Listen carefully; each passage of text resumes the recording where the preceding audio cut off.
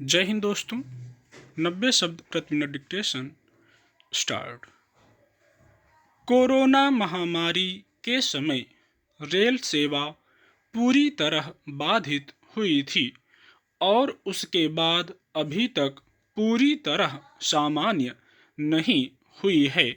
एक और जहां रेल का किराया प्रीमियम के नाम पर काफ़ी बढ़ गया है, वहीं दूसरी ओर 20 अक्टूबर को एक बारगी 129 ट्रेनों को पूरी तरह से और 37 को कई क्षेत्रों में आंशिक रूप से रद्द कर दिया गया। कारणों में रख रखाव को भी गिनाया गया है, लेकिन एक ही बार में इतनी बड़ी संख्या में ट्रेनों को रद्द करना क्या उचित है? देश त्योहारों के समय से गुजर रहा है।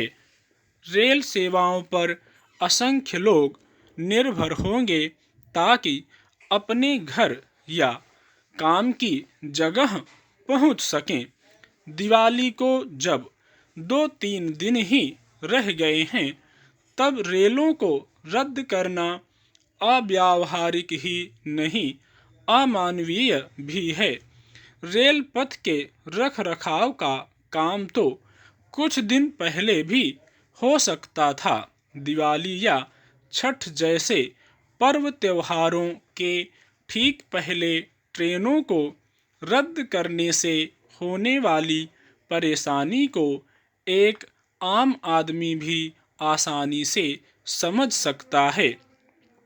बहरहाल, रेलवे को अपनी नीतियों और फैसलों को स्थिर रखने की जरूरत है। किराए का जो अनुपात है, उसमें बहुत अंतर है।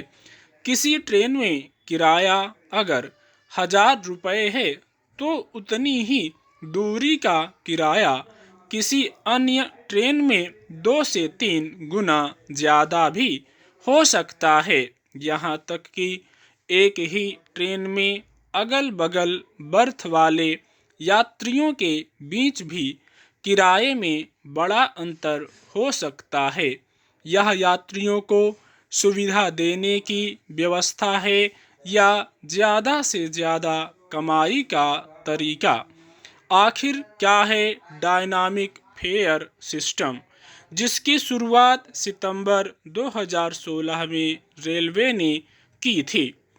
डायनामिक फेयर सिस्टम शताब्दी, राजधानी और दुरंतो जैसी 150 से ज़्यादा प्रीमियम गाड़ियों पर लागू होता है। इन गाड़ियों में समय के साथ किराया बदलता रहता है। किराए की इस व्यवस्था की तार्किकता को समझना आम यात्रियों के लिए भी आसान नहीं है, लेकिन आम यात्री यह जानने लगे हैं कि अब अलग अलग किराया वसूली हो रही है। देश में अन्य कोई ऐसी जरूरी सेवा नहीं है जिसके लिए शुल्क ऐसे चुकाना पड़ता हो। रेलवे की कमाई की शैली में जमाखोरी और कालाबाजारी जैसे तत्व भी वैध स्वरूप में वर्षों से प्रचलन में हैं।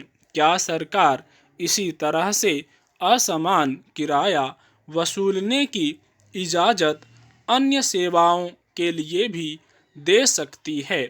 हालांकि कुछ विशेषज्ञों का यह भी कहना है कि रेलवे के निजीकरण के बाद जो सब होना है, वह सब रेलवे विभाग पहले से ही करने लगा है।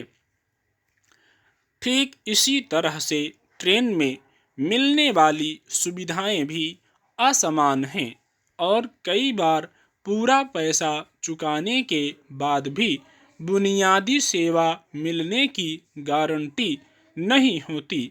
पुरानी बॉगी और नई बॉगी के बीच भी सुविधा सहूलियत में अंतर यात्रियों को चुभता है। खान पान सेवा में चमक दमक तो बढ़ रही है, लेकिन यह सेवा बुनियादी रूप से गुणवत्ता और विश्वसनीयता के स्तर पर अपनी साख लगातार गंवा रही है। स्टॉप।